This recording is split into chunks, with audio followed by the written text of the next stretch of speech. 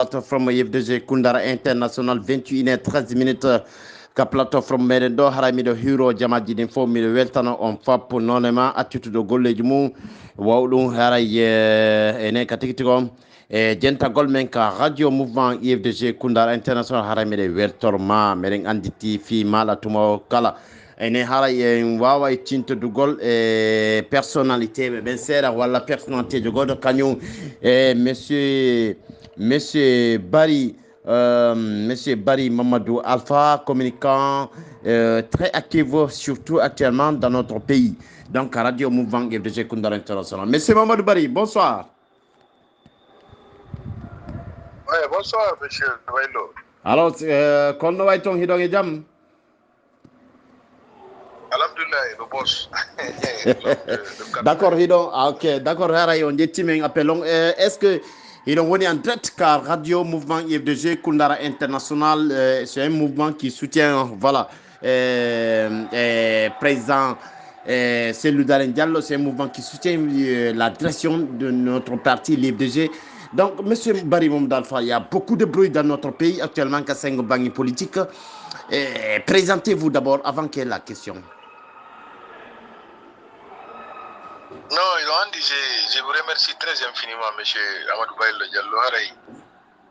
Le problème, qui je suis, je vous ai dit que je fais des politiques depuis les années 90, au temps de Bamama de Siradio. On a des gens à l'époque, j'étais au lycée, on a dit Bamama a quitté politique, on a donné à la après j'ai continué à suivre la cellule aussi habilité dans l'IFDG. Ouais. Nous faisons de quoi avec tout ce qui est passé de haut et de bas parce qu'il y a des fois puis il y a nos métiers tout ça là merci beaucoup dans le détail quoi, parce que c'est trop long quoi. D'accord boyani ko mais noddu do ka IFDG Kundara International on dénonce no yewtuno piji puy mais donc andi yewterel nata parce que tanke ko fala den ko heban dum don hare ko mamen nodda on onon battotoɓe président walla ɗen ɗo dayɓe toujours présidentiel ou et puis parti on cadre ɓe ɓen ton en fait monsieur Barry l'enfort e kasengo bange communication parti on fendo ɗo ko holno l'actualité ji ɗin fewdori hakkude men gouvernement transition kanko colonel Doumbouya et voilà en tant que celui qui est le président situation leydi men ndi hande goto anda ka turiɗo fewti quoi. Parce qu'on ne comprend absolument rien. Doumbouya au sali qui organise l'élection, au sali qui dialogue, à ce que le lambinimo, koko hali confo 5 septembre, hali ko tromperi au jamfike jamaou. Ande non situation économique lindi woni impraticable hande lindi bloqué que porto be ala dude do mbudi. Belani huta de Doumbouya surtout au discours mo wadi Nations Unies don holli porto be ngodo na fala yude kalamu. C'est dire on andi joni médiateur jo ara no don do ngakiti argol parce que be jabale o ara o jabano ara finalement be bloqué mo e be kanko tigi o fami c'est dire on tigi fami Doumbouya na den fewdo. Monsieur Barry, monsieur Barry, écoutez. Oui, si vous me permettez, écoutez, monsieur Barry, c'est exemple misal sengo Niger to be wi katikito dum do si wala be wala dum don tondo de'iti en fait minter be ben ledi lagire ton kadi est ce que nano wayri sengo Niger ton wayro takare ben hala si mabe wadun mabe en fait CNRD be lutugol ka laamu est ce que be wawata hebude dole façon noneji goddi go. Non, ils don't handi sont confondus non, vous aurez tort. Parce que le schéma guinéen et le schéma nigérien, c'est pas la même chose. Nigéro, l'opposition là-bas, opposition nigéron, parce que l'opposition Maduro, Rwanda, mais soutenir Sori Bembe, soutenir Bembe Mali, Burkina, comme Fitu, Yowazum, Perou Lamungu. Mais quand même, Doumbouya n'a aucun soutien. Doumbouya n'a aucun soutien. Parce que ici. Non, mais monsieur Barry. Oui, monsieur Barry Madal Famen, monsieur Barry Madal. Oui, si monsieur Barry Madal Famen, mais les Humpita de France no de Doumbouya, parce que surtout son adma conseil, c'est un gendarme, ko gendarme, ko wondo kadi, et puis c'est un français.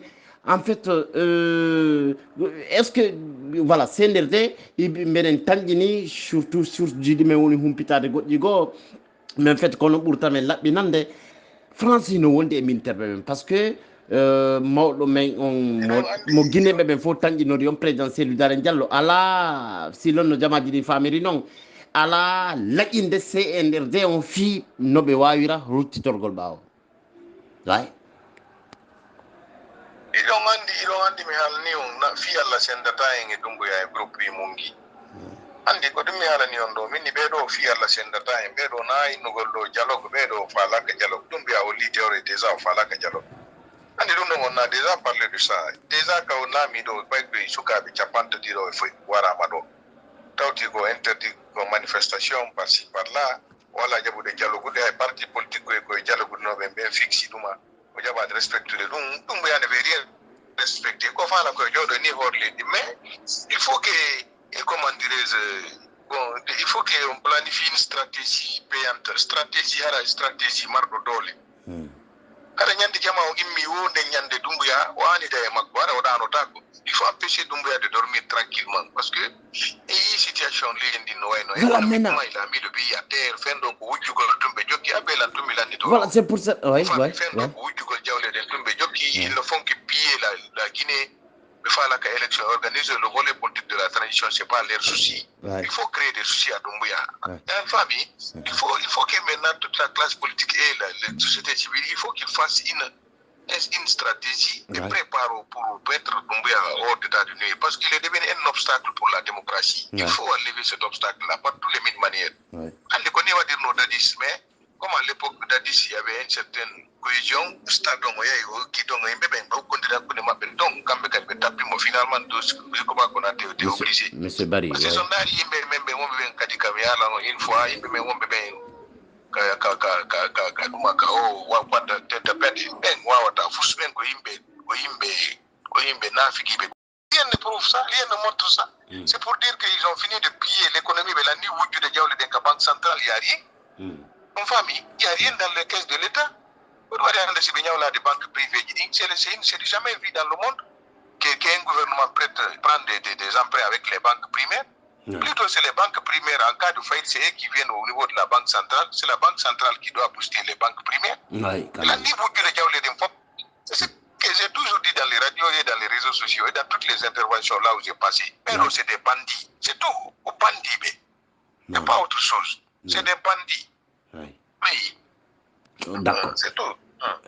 D'accord. Donc, Ousmane Gawal, ɓayde gandi fayda e yewtade inde fima ko buyi ɓayde gandi honno way mais en fait woni ko journaliste ɓe ɓen toñirimo toon ɗi calɗi e ɓuraɗi suivede ma ɓurteɗi jangguede ka leydi men surtout e o aduna ɗimmojo goɗɗo go simin ɗon aduna ɗimmojo goɗɗo go manam ka réseaux sociaux guinematin.com e site goɗɗo go kadi woni ko ɓe toñinimo ko kanko woni ko firmi ɗum noon en fait woni noon ko holli wona ndema wo toñete wona c'est pas vrai en fait kono kadi wawi toon wirde ɗum ɗon en tant que l'homme politique mais famali on ɗo yolloto ha ñande o maayi o parce que c'est lui qui avait donné l'ordre ici de fermer la radio Sabariti c'est lui qui a kanko ɓurino ɗo kadi les ondes de la radio Film FM même de Joma parce que c'est quelqu'un hier qui critiquait les gens, qui critiquait les régimes. On n'a jamais brûlé. Il passait dans les radios privées.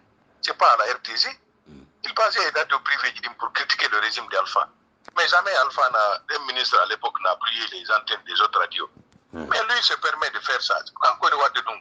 Mais à partir du moment où il a fait une fois, deux fois, il va dire que c'est pas lui. Tout le monde sait la haine qu'il a envie avec nous. Alors que nous, de Guinée Matin, c'est lui qui faisait ici la promotion de Gawal. Il a invité Gawal combien de fois dans son truc. Mais Gawal, il a gonga Dieu parce que il sait ce qu'il fait. Il sait, moi, c'est pas bon. Aujourd'hui, il devient le prédateur, l'ennemi de la presse. Oui. C'est ça. C'est parce qu'il ne veut pas qu'on le critique. Quoi de Moïda. Moi, je connais très bien Gawal. Pas de Moïda critiquer. C'est comme il faut nous moquer. Alors que ce qu'il est en train de faire aujourd'hui, c'est dangereux. Mais il n'aime pas qu'on le critique. C'est quelqu'un qui n'aime pas les critiques. Même au sein du livre, il était comme ça. Oui. C'est quelqu'un qui est trop autoritaire, quoi. Je connais Gawal très bien. Mais moi, entre lui et moi, il n'y avait que du respect entre nous. Mais c'est quelqu'un qui n'a jamais été un homme de conciliant. Il aime toujours s'imposer aux gens. Ouais. Il ne veut pas de dialogue. C'est quelqu'un qui ne connaît pas le dialogue.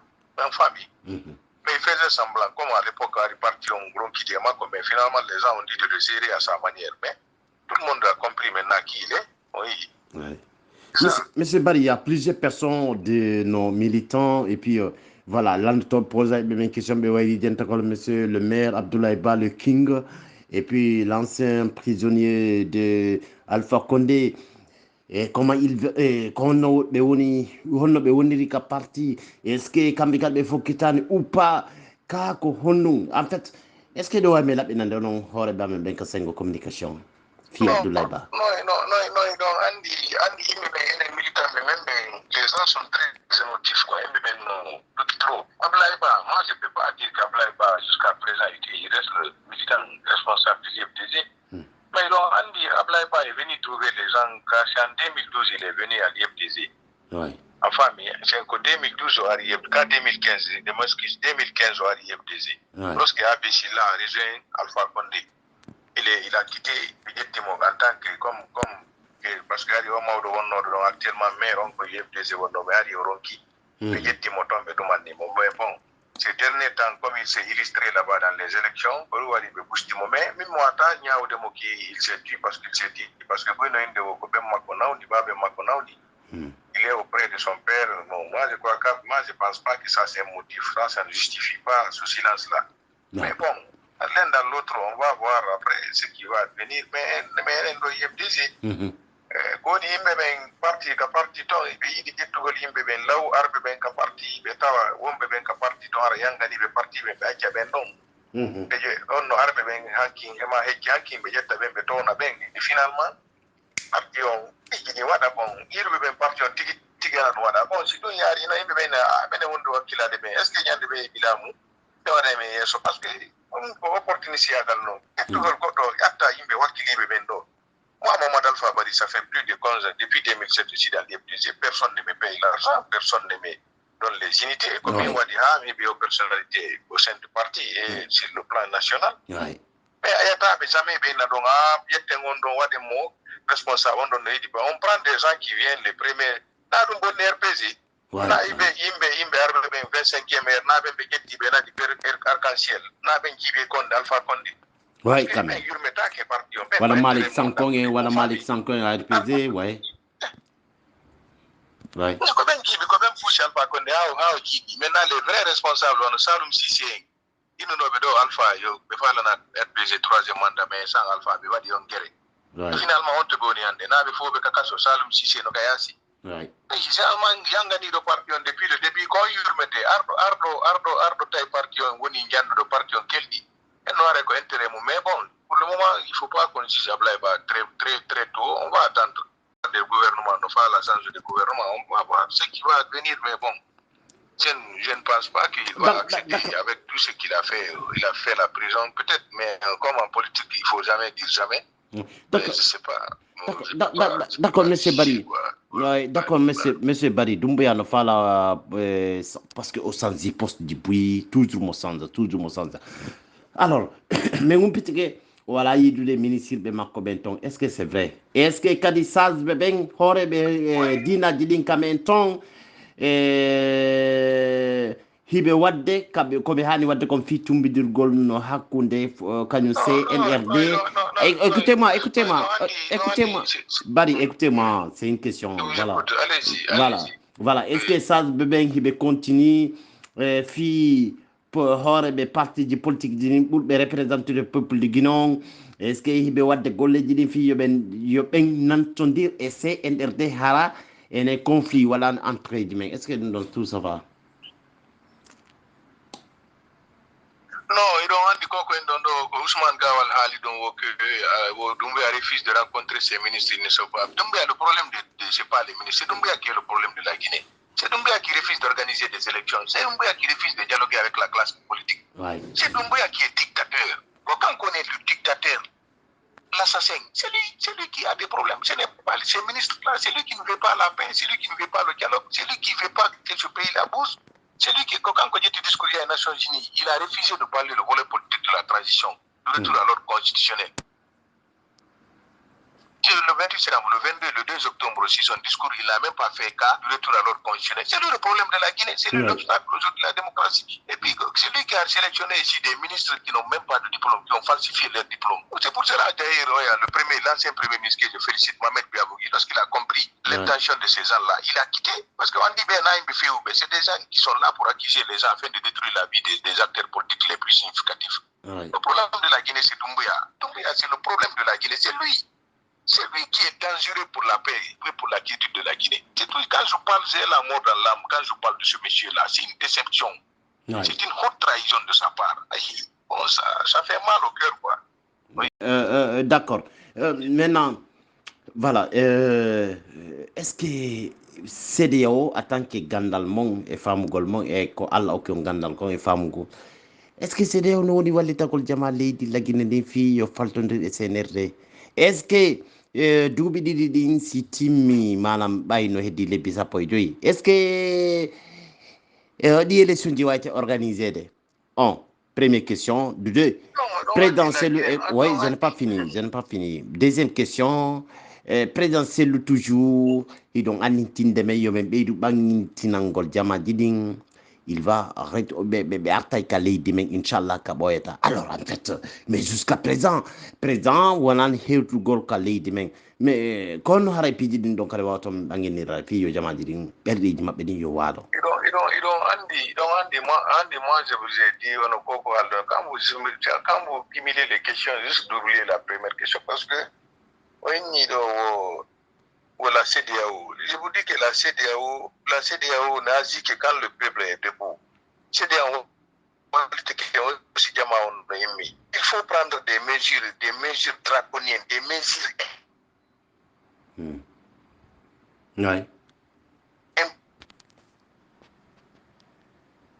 Oui. Placable contre Doumbouya. C'est le problème de la Guinée. Parce qu'on ne peut pas continuer à rester comme ça. Un des sondages, quand vous êtes en Guinée, les certés de la vie. Aujourd'hui, les gens ont de la peine de manger un repas par jour. Oui. Reviens en plat, s'il vous plaît, oui.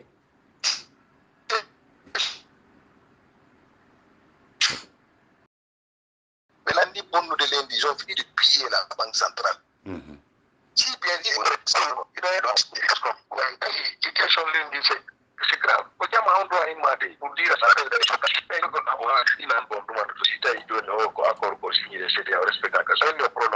Il faut trouver une solution pour l'empêcher, pour l'empêcher. Monsieur Barry. Il faut agir. Monsieur Barry, Monsieur Barry, Bogola Haba, on dirait que deuxième question, mais en fait, et donc, Bogola Haba, connaître le wonduno de men, woni ko holli woyo CNRD, on beydu woyo jamaji jonnumo, beydumo jonnugol tan. Est-ce que haray be faltondira be famodira ton e calli créegol goɗɗum go fi no be beydira luttugol kalamu? Deuxième question, mais après mum kon le président Cellou Dalein Diallo artiste ka men.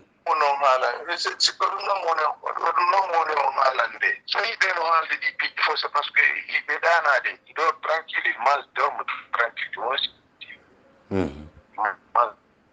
tranquille. Il y a un des soucis. Après le béton, il y a un problème de situation, c'est un problème de béton, il y a un problème de Marseille, il y a un problème de béton, c'est pas incrédible. Il faut qu'il soit décidé. En 2022, mais à la si on était prêt, parce qu'il faut dire faiblesse du maintien. On a des faiblesses qu'il faut dénoncer. En famille. C'est un de marno. Un PC no do Alpha Condé. Et il y a dans le cas Alassane Ouattara, Côte d'Ivoire, il a proclamé sa victoire. Il a retrouvé son victoire. On ne peut pas dire que c'est la France qui est derrière ça. Il faut se faux débat. C'est-à-dire, quand tu as beaucoup de parce qu'en élection, la minta, ça a gagné. Mais à quel moment on stratégie donc ça victoire parce qu'il ne faut pas compter sur les institutions ici. On voit le Cour suprême on doit rendre. Il a porté plainte, ça fait combien d'années? La Cour suprême, la Chambre représentative de la Chambre administrative de la Cour suprême refuse de restituer Cellou Dalein, dire la vérité. Est-ce que la maison l'appartient ou pas? Et elle sait pertinemment que la maison l'appartient. On revient en plat, oui. Ils vont attendre à cette justice-là qu'elle dise le droit. Parce qu'on revient en plat parce que... Mais M. Barry, on a un plat parce que puis de Tientadin, c'est Amérique, c'est Tokyo, Japon, mais c'est Alassane Barry, il y a Tientadin, voilà, si on y a français, on va dire, Milan, c'est France, ton Haraïbe, Vietani, M. Mamadou Barry Alpha.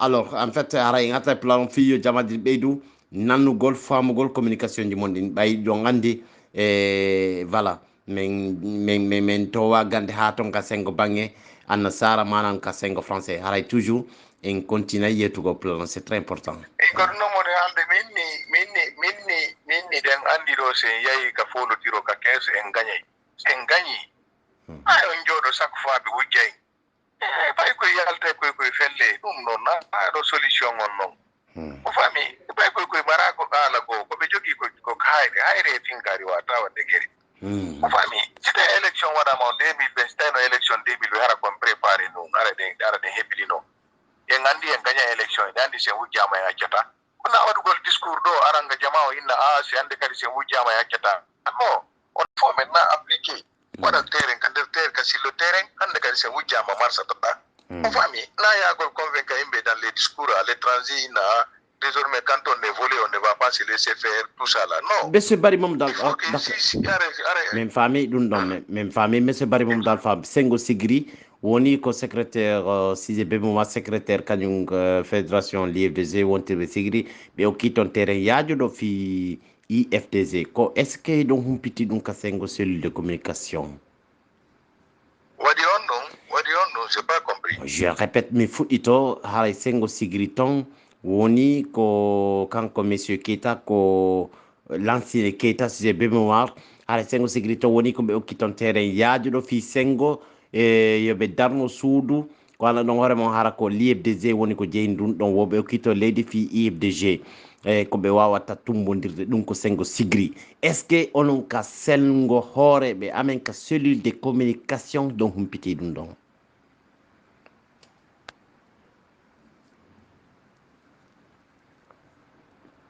Allô, vous m'entendez? Oui, bon, mi andari firundo me, comme Django mi ay kakize to, mi ay mi informo. Efe, monsieur Joachim Babine, comme andi tundo, de o samedi fegido do.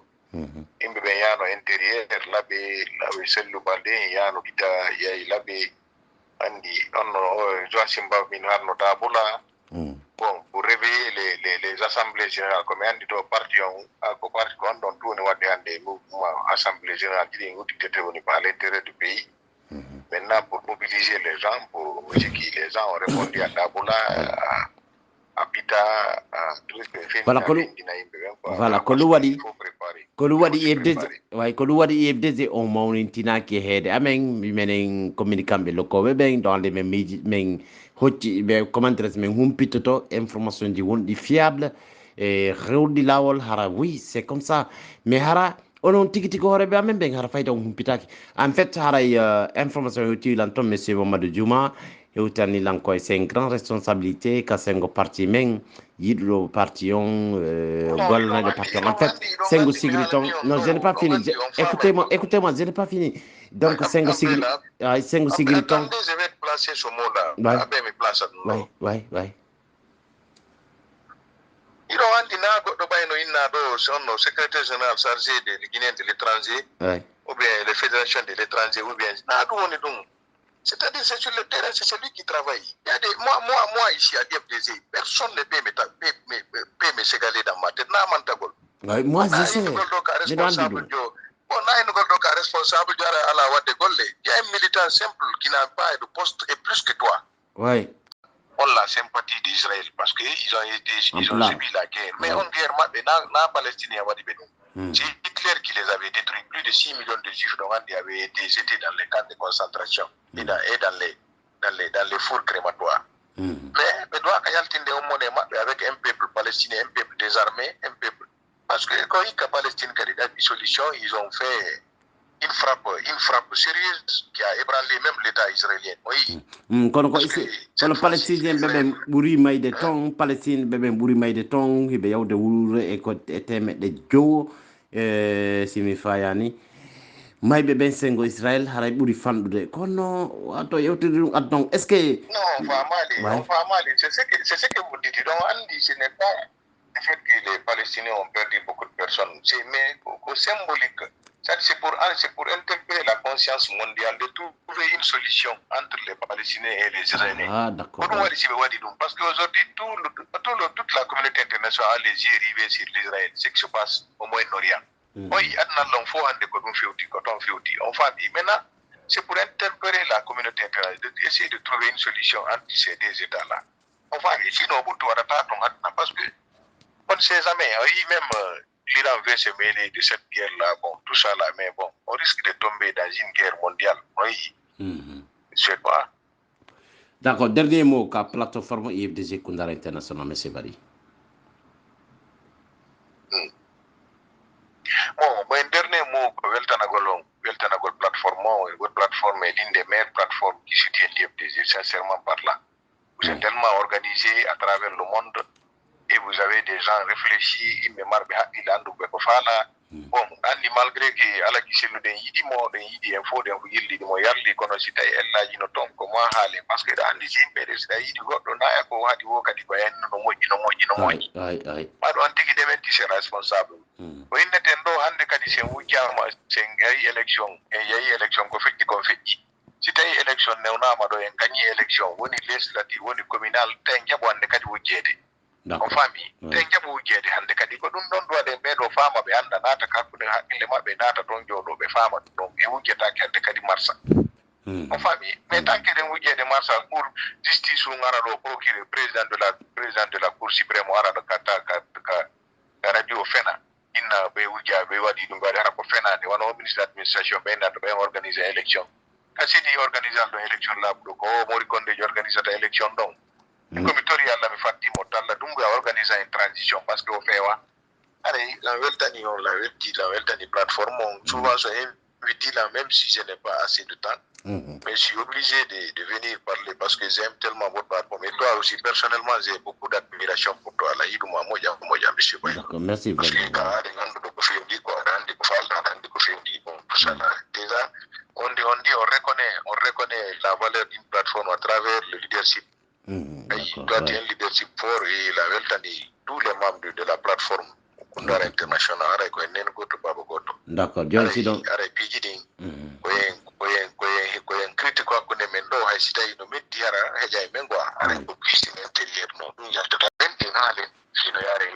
Il faut qu'on se remette souvent en cause pour qu'on puisse progresser. Mais c'est une vie qui est il faut avoir des conforts, des conforts. Amin ya rabbi.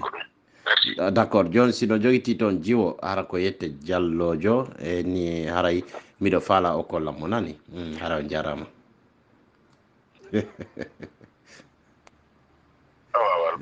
Merci monsieur Bari. D'accord. OK. Merci beaucoup monsieur Bari. On jarama. Bonne nuit.